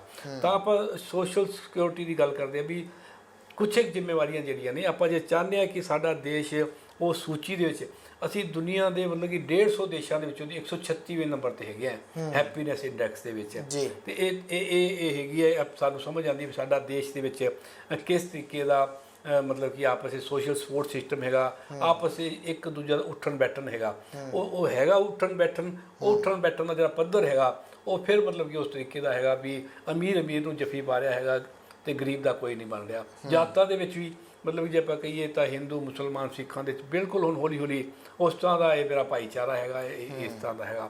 ਤਾਂ ਉਹਨਾਂ ਦਾ ਸਾਰਿਆਂ ਦਾ ਹੀ ਬੜਾ ਸੂਖਮ ਤਰੀਕੇ ਦੇ ਨਾਲ ਸਾਡੇ ਆਲੇ ਦੁਆਲੇ ਸਭ 'ਤੇ ਅਸਰ ਪੈਂਦਾ ਹੈਗਾ। ਡਾਕਟਰ ਸਾਹਿਬ ਇਸ ਚੀਜ਼ ਨੂੰ ਬਿਹਤਰ ਕਿਵੇਂ ਬਣਾਇਆ ਜਾ ਸਕਦਾ ਆ, ਕਿਉਂਕਿ ਜਿੰਨੀ ਕੁ ਅਸੀਂ ਗੱਲ ਕੀਤੀ ਆ ਉਹ ਤੋਂ ਮੈਂ ਇਹ ਚੀਜ਼ ਅਬਜ਼ਰਵ ਕਰਦਾ ਹਾਂ ਕਿ ਜੇਕਰ ਤੁਸੀਂ ਮਾਨਸਿਕ ਤੌਰ ਦੇ ਉੱਤੇ ਤੰਦਰੁਸਤ ਹੋ ਤਾਂ ਸਰੀਰਕ ਤੌਰ ਦੇ ਉੱਤੇ ਤੁਸੀਂ ਚਾਹੇ ਬਹੁਤੇ ਨਹੀਂ ਠੀਕ ਹੈਗੇ ਤਾਂ ਫਿਰ ਵੀ ਚੰਗੇ ਤਰੀਕੇ ਨਾਲ ਕੁਛ ਨਾ ਕੁਛ ਕਰ ਸਕਦੇ ਹੋ। ਚਾਹੇ ਸਰੀਰ ਬਹੁਤ ਵਧੀਆ ਹੈ, ਮਾਨਸਿਕ ਤੌਰ 'ਤੇ ਤੁਸੀਂ ਠੀਕ ਨਹੀਂ ਹੈਗੇ, ਤੁਹਾਡਾ ਕਿਸੇ ਕੰਮ ਨੂੰ ਦਿਲ ਨਹੀਂ ਕਰ ਰਿਹਾ ਤਾਂ ਤੁਸੀਂ ਕਾਫੀ ਜ਼ਿਆਦਾ ਜਿਹੜਾ ਆ ਉਹ ਹੇਠਾਂ ਹੋ। ਸੋ ਇਸ ਨੂੰ ਬਿਹਤਰ ਕਿਵੇਂ ਕੀਤਾ ਜਾ ਸਕਦਾ? ਦੇਖੋ, ਜੇ ਮੈਂ ਕਿਹਾ ਵੀ WHO ਵਿਸ਼ਵ ਸਿਹਤ ਸੰਸਥਾ ਹਰ ਸਾਲ ਮਤਲਬ ਕਿ ਕੋਈ ਨਾ ਕੋਈ ਇੱਕ ਥੀਮ ਦਿੰਦੀ ਹੈਗੀ ਹੈ। ਇੱਕ ਵਾਰੀ ਉਹਨਾਂ ਨੇ ਆਪਣੇ ਵਿਸ਼ਵ ਸਿਹਤ ਦਿਵਸ ਦੇ ਉੱਤੇ 7 ਅਪ੍ਰੈਲ ਨੂੰ ਜਿਹੜਾ ਕਿ ਉਹ ਮਤਲਬ ਕਿ ਵੱਡੇ ਪੱਧਰ 'ਤੇ ਸਾਰੀ ਦੁਨੀਆ ਨੂੰ ਮਤਲਬ ਵੈਸੇ ਸੁਨੇਹਾ ਇੱਥੇ ਵੀ ਜਾਂਦਾ ਹੈਗਾ, ਇੱਕ ਵਾਰੀ ਉਹਨਾਂ ਨੇ ਮਤਲਬ ਕਿ ਉਦਾਸੀ ਰੋਗ ਨੂੰ ਲੈ ਕੇ ਇੱਕ ਮੈਸੇਜ ਦਿੱਤਾ ਸੀਗਾ ਵੀ ਡਿਪਰੈਸ਼ਨ ਲੈਟ ਅਸ ਟਾਕ, ਮਤਲਬ ਕੀ ਹੈਗਾ ਵੀ ਉਦਾਸੀ ਆਓ ਗੱਲਾਂ ਕਰੀਏ। ਵੀ ਇਹ ਇੱਕ ਮੈਂ ਕਹਿੰਦਾ ਵੀ ਇੱਕ ਕੇਂਦਰੀ ਨੁਕਤਾ ਹੈਗਾ ਵੀ ਅਸੀਂ ਆਪਸ ਦੇ ਵਿੱਚ ਗੱਲਾਂ ਕਰਨੀਆਂ ਸਿੱਖੀਏ, ਗੱਲਾਂ ਕਰੀਏ। ਜੇ ਆਪਾਂ ਮਤਲਬ ਕਿ ਉੱਥੇ ਵਿੱਚ ਜਿਹੜੀ ਮੈਂ ਤੁਹਾਨੂੰ ਦੱਸਿਆ ਵੀ ਹੈਪੀਨੈਸ ਇੰਡੈਕਸ ਦੇ ਵਿੱਚ ਸਭ ਤੋਂ ਜਿਹੜੀ ਗੱਲ ਹੈਗੀ ਉਹ ਹੈਗੀ ਹੈ ਜਨਰੋਸਿਟੀ, ਦਰਿਆ ਦਿਲੀ ਦੀ ਗੱਲ ਹੈਗੀ ਹੈ। ਅਸੀਂ ਇੱਕ ਵਾਰੀ ਮਤਲਬ ਕਿ ਨਾ ਆਪਣੇ ਜਦੋਂ ਇਹ ਡਿਪਰੈਸ਼ਨ ਦੇ ਉੱਤੇ ਹੋਇਆ ਥੀਮ ਦਾ ਅਸੀਂ ਕਾਲਜ ਵਿੱਚ ਕਾਨਫਰੰਸ ਕਰਾਈ ਇਸ ਥੀਮ ਨੂੰ ਲੈ ਕੇ, ਤਾਂ ਇੱਕ ਸਪੀਕਰ ਨੇ ਇੱਥੇ ਗੱਲ ਚੱਲੀ ਵੀ ਜਿਵੇਂ ਆਪਾਂ ਹੁਣ ਪਰਿਵਾਰ ਦੀ ਗੱਲ ਕੀਤੀ ਹੈ ਬਈ ਪਹਿਲਾਂ ਜੀ ਨਿਊਕਲੀਅਰ ਪਰਿਵਾਰ ਹੁੰਦੇ ਸੀਗੇ, ਹੁਣ ਆਪਣੇ ਸਾਂਝੇ ਪਰਿਵਾਰ ਹੁੰਦੇ ਸੀਗੇ, ਜੁਆਇੰਟ ਫੈਮਿਲੀ ਸੀਗੀਆਂ, ਹੁਣ ਨਿਊਕਲੀਅਰ ਹੋ ਗਈਆਂ। ਪਿੰਡਾਂ ਤੋਂ ਲੋਕੀ ਸ਼ਹਿਰਾਂ ਵੱਲ ਆ ਗਏ, ਉਹ ਟੁੱਟ ਭੱਜ ਹੋਈ ਹੈ ਤੇ ਇਹਨੇ ਵੀ ਇੱਕ ਬਹੁਤ ਲੋਕਾਂ ਨੂੰ ਉਦਾਸੀ ਵੱਲ ਲੈ ਕੇ ਆਉਂਦਾ ਹੈਗਾ, ਹੈ ਨਾ। ਹੁਣ ਮੰਨ ਲਓ ਅਸੀਂ ਇਸ ਮਹੱਲੇ 'ਚ ਬੈਠੇ ਹੈਗੇ ਹਾਂ ਅਤੇ ਮਤਲਬ ਕਿ 125 ਘਰ ਹੈਗੇ ਇਸ ਦੇ ਵਿੱਚ 125 ਅੱਡ-ਅੱਡ ਥਾਵਾਂ ਤੋਂ ਆਏ ਹੋਏ ਲੋਕ ਹੈਗੇ ਆ। ਸਾਨੂੰ ਪੜੋਸੀ ਆਪਾਂ ਗੱਲ ਕਰਦੇ ਹਾਂ ਵੀ ਅੱਜ ਪੜੋਸੀ ਨੂੰ ਨਹੀਂ ਜਾਣਦੇ ਅਸੀਂ ਨਹੀਂ ਜਾਣਦੇ, ਕਿਉਂ ਨਹੀਂ ਜਾਣਦੇ, ਮਤਲਬ ਕਾਰਨ ਕੀ ਹੈਗਾ। ਉਹਨਾਂ ਨੇ ਮਤਲਬ ਇਹ ਫਿਰ ਇੱਕ ਗੱਲ ਕਹੀ ਸੀ ਵੀ ਇਹ ਆਪਾਂ ਇਹ ਸੋਚੀਏ ਕਿ ਵੀ ਹੁਣ ਅਸੀਂ ਵਾਪਸ ਮਤਲਬ ਕਿ ਉਹਨਾਂ ਜੁਆਇੰਟ ਫੈਮਿਲੀ ਵਿੱਚ ਚਲੇ ਜਾਈਏ। ਅਸੀਂ ਭਾਵੇਂ 5 ਭਰਾ ਹੈਗੇ ਆ, ਸਾਰੇ ਅੱਡ-ਅੱਡ ਰਹਿੰਦੇ ਆ, ਕੋਈ ਕਿੱਥੇ ਰਹਿੰਦਾ। ਮੈਂ ਆਪਣੀ ਪਰਿਵਾਰ ਦੀ ਗੱਲ ਕਰਾਂ, ਇੱਕ ਮੇਰਾ ਭਰਾ ਧਰਮਸ਼ਾਲਾ ਹੈਗਾ, ਇੱਕ ਕੈਨੇਡਾ ਹੈਗਾ, ਇੱਕ ਕਿਤੇ ਹੋਰ ਹੈਗਾ, ਮੈਂ ਇੱਥੇ ਆ ਗਿਆ ਜਿੱਥੇ ਸਾਡਾ ਜਮਾਂਦਰੂ ਘਰ ਹੈਗਾ, ਉੱਥੇ ਮਤਲਬ ਕਿ ਇੱਕ ਭਰਾ ਹੈਗਾ, ਅਸੀਂ ਹੈਗਾ। ਹੁਣ ਜੇ ਸੋਚੀ ਕਿ ਸਾਰੇ ਜਣੇ ਕਿ ਅਬੋਹਰ ਜਾ ਕੇ ਰਹਿਣ ਲੱਗ ਪਈ, ਜਿੱਥੋਂ ਦਾ ਮੈਂ ਜੰਪਲ ਹੈਗਾ, ਕੈਨੇਡਾ ਵਾਲਾ ਆਪਣੇ ਉੱਥੇ ਸੈੱਟ ਹੈ, ਧਰਮਸ਼ਾਲਾ ਵਾਲਾ ਹਿਮਾਚਲ ਸੈੱਟ ਹੈ, ਇਹ ਪੋਸੀਬਲ ਨਹੀਂ ਹੈਗਾ। ਤਾਂ ਇਸ ਦਾ ਰਾਹ ਕੀ ਹੈਗਾ ਜਿਵੇਂ ਤੁਸੀਂ ਕੀਤੀ, ਉਹ ਰਾਹ ਇਹ ਹੈਗਾ ਵੀ ਅਸੀਂ ਜਿੱਥੇ ਵੀ ਰਹਿੰਦੇ ਹੈਗੇ ਆ, ਅਸੀਂ ਇੱਕ ਛੋਟੇ 5-4 ਪਰਿਵਾਰ ਆਪਣੇ ਵਰਗੇ ਜਿਹੋ ਜਿਹੇ ਅਸੀਂ ਸਮਝਦੇ ਹਾਂ ਸਾਡੇ ਵਰਗੇ ਉੱਠਣ ਬੈਠਣ ਹੈ, ਖਾਣ ਪੀਣ ਹੈ, ਰਹਿਣ ਸਹਿਣ ਹੈ, ਇਹੋ ਜਿਹੇ ਸੁਭਾਅ ਨੂੰ ਲੈ ਕੇ ਅਸੀਂ ਆਪਸ ਦੇ ਵਿੱਚ ਮਿਲਣਾ ਸ਼ੁਰੂ ਕਰੀਏ ਅਤੇ ਛੋਟੇ ਆਪਸੀ ਜਿਹੜੇ ਰਿਸ਼ਤੇ ਨੇ ਉਹਨਾਂ ਨੂੰ ਦੁਬਾਰਾ ਆਪਣੇ ਪੱਧਰ 'ਤੇ ਜਿੱਥੇ ਵੀ ਰਹਿੰਦੇ ਆ ਉੱਥੇ ਰਹਿ ਕੇ ਉਹਨਾਂ ਨੂੰ ਬਣਾਈਏ। ਅਤੇ ਆਪਾਂ ਉਸ ਤਰ੍ਹਾਂ ਦਾ ਇੱਕ ਜਿਹੜਾ ਢਾਂਚਾ ਜੋ ਅਸੀਂ ਸਾਂਝੇ ਪਰਿਵਾਰ ਦਾ ਮਤਲਬ ਇਹ ਕੀ ਹੈ ਕਿ ਜੇ ਮੰਨ ਲਓ ਕਿ ਮੇਰੇ ਭਰਾ ਇੱਥੇ 5 ਇੱਥੇ ਰਹਿੰਦੇ ਹੁੰਦੇ, ਇਸ ਵਕਤ ਉਹ 5 ਅੰਮ੍ਰਿਤਸਰ ਦੇ ਵੱਖ-ਵੱਖ ਮਹੱਲਿਆਂ ਵਿੱਚ ਹੀ ਜਾ ਕੇ ਸ਼ਿਫਟ ਹੋਏ ਹੁੰਦੇ, ਤਾਂ ਫਿਰ ਅਸੀਂ ਹਫ਼ਤੇ ਬਾਅਦ ਸਾਰਿਆਂ ਨੂੰ ਮਿਲਦੇ, ਇਕੱਠੇ ਕਰਦੇ ਉਸ ਹੈ ਨਾ। ਉਹੀ ਅੱਜ ਸਿਸਟਮ ਹੋਣਾ ਸੀਗਾ, ਉਹੀ ਅਸੀਂ ਆਪਣੇ ਮਹੱਲੇ ਵਿੱਚ ਆਪਣੇ ਆਲੇ ਦੁਆਲੇ ਆਪਣੇ ਕੰਮ ਵਾਲੇ ਦੋਸਤਾਂ ਦੇ ਨਾਲ ਰਲ ਕੇ ਉਹ ਕਰ ਸਕਦੇ। ਕਹਿਣ ਦਾ ਮਤਲਬ ਹੈ ਵੀ ਕੋਈ ਉਸ ਤਰ੍ਹਾਂ ਦਾ ਤਰੀਕਾ ਲੱਭਿਆ ਜਾਵੇ ਕਿ ਵੀ ਆਓ ਬੈਠੀਏ ਗੱਲਾਂ ਕਰੀਏ, ਜਿਹੜੀਆਂ ਆਪਣੇ ਮਨ ਦੀਆਂ ਗੱਲਾਂ ਨੇ, ਜਿਹੜੀਆਂ ਅਸੀਂ ਅੰਦਰੋਂ ਅੰਦਰ ਸੋਚੀ ਜਾਂਦੇ ਹੈਗੇ ਆ, ਸਾਨੂੰ ਕੋਈ ਲੱਭਦਾ ਨਹੀਂ, ਆਪਾਂ ਲੱਭੀਏ। ਅੱਜ-ਕੱਲ੍ਹ ਸਭ ਗੱਲਾਂ ਘੱਟ ਤੇ ਫੋਨ 'ਤੇ ਜ਼ਿਆਦਾ ਜਿਹੜਾ ਹੈ ਉਹ ਰਹਿੰਦੇ, ਚਾਹੇ ਕਿਸੇ ਦੇ ਘਰ ਵੀ ਚਲੇ ਜਾਈਏ ਉਹਨਾਂ ਨੇ ਆਪਣਾ ਫੋਨ ਫੜਿਆ ਹੁੰਦਾ, ਜਿਹੜਾ ਆਇਆ ਉਹਨੇ ਵੀ ਆਪਣਾ ਫੋਨ। ਨਹੀਂ, ਉਹ ਤਾਂ ਮੈਂ ਉਹ ਗੱਲ ਕਰਦਾ ਵੀ ਆਪਾਂ ਉਸ ਵਿੱਚੋਂ ਦੀ ਬਾਹਰ ਨਿਕਲੀਏ ਜੀ। ਹਾਂ, ਮਤਲਬ ਆਪਾਂ ਜੇ ਮੈਂ ਕਹਿ ਰਿਹਾ ਫੋਨ 'ਤੇ ਤੁਸੀਂ ਰੋਜ਼ ਗੱਲਾਂ ਕਰੋ, ਪਰ ਹਫ਼ਤੇ 'ਚ ਇੱਕ ਦਿਨ ਜੇ ਤੁਸੀਂ ਬਣਾਉਂਦੇ ਹੋਗੇ, ਮਹੀਨੇ 'ਚ ਇੱਕ ਦਿਨ ਬਣਾਉਂਦੇ ਹੋ ਵੀ ਅਸੀਂ ਮਹੀਨੇ ਦੇ ਆਖਰੀ ਹਫ਼ਤੇ ਪਹਿਲੇ ਹਫ਼ਤੇ ਅਸੀਂ ਆਪਾਂ ਬੈਠ ਕੇ ਇਕੱਠੇ ਖਾਵਾਂ ਪੀਵਾਂਗੇ, ਚਾਹ ਪੀਵਾਂਗੇ, ਕਰਾਂਗੇ ਕੁਛ ਵੀ ਕਰਾਂਗੇ, ਤਾਂ ਉਹਨੂੰ ਤਾਂ ਜਿਹੜਾ ਹੈਗਾ ਨਾ ਉਹ ਵੱਖਰਾ ਹੀ ਸਕੂਨ ਹੈਗਾ, ਹੈ ਨਾ। ਅਸੀਂ ਜਿੰਨਾ ਮਰਜ਼ੀ ਭਾਵੇਂ ਆਪਾਂ ਕਹਿੰਦੇ ਵੀ ਹੁਣ ਕੈਨੇਡਾ ਬੈਠੇ ਵੇ ਐਡੀ ਦੂਰ 10-10 ਹਜ਼ਾਰ ਕਿਲੋਮੀਟਰ 'ਤੇ ਬੈਠੇ ਵੀ ਅਸੀਂ ਵੀਡੀਓ ਦੇ ਨਾਲ ਤਾਂ ਗੱਲਾਂ ਕਰਦੇ ਹਾਂ, ਸਾਹਮਣੇ ਸ਼ਕਲ ਵੀ ਮਤਲਬ ਕੀ ਹੁੰਦੀ ਹੈ ਉਸ ਬੰਦੇ ਦੀ ਆ ਰਹੀ ਹੁੰਦੀ ਹੈ, ਉਹ ਸਾਰਾ ਕੁਛ ਹੈਗਾ, ਪਰ ਜੋ ਹੱਥ ਮਿਲਾਉਣ ਦੇ ਵਿੱਚ ਤੇ ਗਲਵੱਕੜੀ ਵਿੱਚ ਲੈਣ ਦਾ ਜਿਹੜਾ ਆਨੰਦ ਹੈਗਾ, ਉਹ ਆਨੰਦ ਨੂੰ ਜਿਹੜਾ ਅਸੀਂ ਪਿੱਛੇ ਛੱਡਤਾ ਹੈਗਾ ਅਤੇ ਅਸੀਂ ਉਸ ਨੂੰ ਕਿਸੇ ਨਾ ਕਿਸੇ ਤਰੀਕੇ ਨਾਲ ਉਹਨੂੰ ਵਾਪਸ ਲਿਆਉਣ ਦੀ ਮਤਲਬ ਕਿ ਜਿਹੜੀ ਗੱਲ ਹੈਗੀ ਉਹਨੂੰ ਮਤਲਬ ਉਹਦੇ ਪਾਸੇ ਆਈ ਹੈ। ਬਿਲਕੁਲ ਡਾਕਟਰ ਸਾਹਿਬ, ਬਹੁਤ ਧੰਨਵਾਦ ਤੁਹਾਡਾ। ਦਰਸ਼ਕੋ, ਅਸੀਂ ਗੱਲ ਕੀਤੀ ਅੱਜ ਮੈਂਟਲ ਹੈਲਥ ਦੇ ਉੱਤੇ ਕਿ ਮੈਂਟਲ ਹੈਲਥ ਇੱਕ ਇਨਸਾਨ ਵਾਸਤੇ ਕਿੰਨੀ ਜ਼ਰੂਰੀ ਹੈਗੀ ਆ। ਜੇ ਤੁਹਾਡਾ ਮਨ ਜਿਹੜਾ ਆ ਉਹ ਤੰਦਰੁਸਤ ਆ ਤਾਂ ਸਰੀਰਕ ਤੌਰ ਦੇ ਉੱਤੇ ਚਾਹੇ ਤੁਸੀਂ ਥੋੜ੍ਹੇ ਢਿੱਲੇ ਮੱਠੇ ਹੋ ਜਾਂ ਕੋਈ ਹੋਰ ਡਿਸੇਬਿਲਟੀ ਆ, ਤਾਂ ਤੁਸੀਂ ਉਸ ਚੀਜ਼ ਨੂੰ ਮੈਨੇਜ ਜਿਹੜਾ ਉਹ ਕਰ ਸਕਦੇ ਹੋ। ਇਸ ਕਰਕੇ ਮੈਂਟਲ ਹੈਲਥ ਬਹੁਤ ਜ਼ਿਆਦਾ ਜ਼ਰੂਰੀ ਆ। ਡਾਕਟਰ ਸਾਹਿਬ ਨੇ ਬੜਾ ਖੁੱਲ੍ਹ ਕੇ ਇਸ ਦੇ ਉੱਤੇ ਜਿਹੜਾ ਆ ਉਹ ਦਰਸ਼ਕਾਂ ਦੇ ਨਾਲ ਸਾਂਝ ਪਾਈ ਆ। ਡਾਕਟਰ ਸਾਹਿਬ ਦਾ ਅਸੀਂ ਬਹੁਤ ਬਹੁਤ ਧੰਨਵਾਦ ਕਰਦੇ ਹਾਂ। ਸਮਾਂ ਇਜਾਜ਼ਤ ਨਹੀਂ ਦਿੰਦਾ ਕਿ ਪ੍ਰੋਗਰਾਮ ਨੂੰ ਅੱਗੇ ਲੈ ਕੇ ਜਾਈਏ, ਇੱਥੇ ਹੀ ਸਮਾਪਤੀ ਹੈ ਅਤੇ ਇੱਥੇ ਹੀ ਤੁਹਾਡੇ ਤੋਂ ਆਗਿਆ ਚਾਹਾਂਗੇ। ਸਤਿ ਸ਼੍ਰੀ ਅਕਾਲ ਜੀ।